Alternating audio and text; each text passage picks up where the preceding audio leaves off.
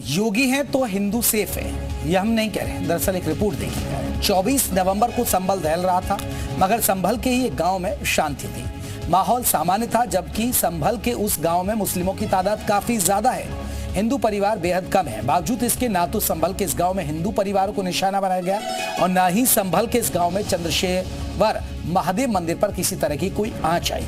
आखिर कैसे संभल के इस गांव में हिंसा, बवाल और आगजनी के खिलाफ नो एंट्री का बोर्ड लगा दिया गया? रिपोर्ट आप देखिए।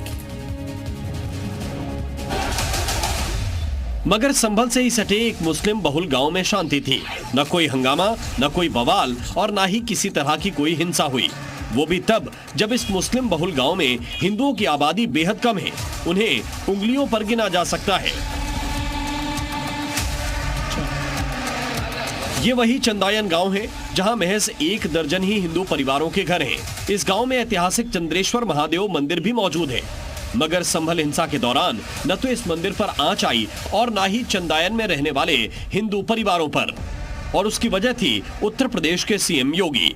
हमारे गांव के जो सरपंच हैं, प्रधान जी हैं, उन्होंने बहुत सहयोग किया, पब्लिक को समझाया, कानून व्यवस्था के बारे में जानकारी दी। योगी सरकार है, पुलिस आएगी, परेशानी पड़ेगी, पीएसी पड़ेगी, गांव में निकलने को, खेती क्यारी में दिक्कत आएंगी, जिससे गांव का माहौल खराब होगा। बोले इससे प्यार से रहो, कोई कहने की जरूरत नहीं। और हमारे यहाँ के प्रधान हैं, बहुत अच्छे हैं। मतलब उन्होंने समझाया लोगों को कि जो संभल में हो रहा है वो संभल में ही रहने दो, गांव में मत आने दो। और हमारे गांव में ऐसा कुछ भी नहीं हुआ, क्योंकि योगी जी ने जो पुलिस भेजी थी वो हमारे यहाँ पे रात को भी आती थी और दिन में भी आती थी।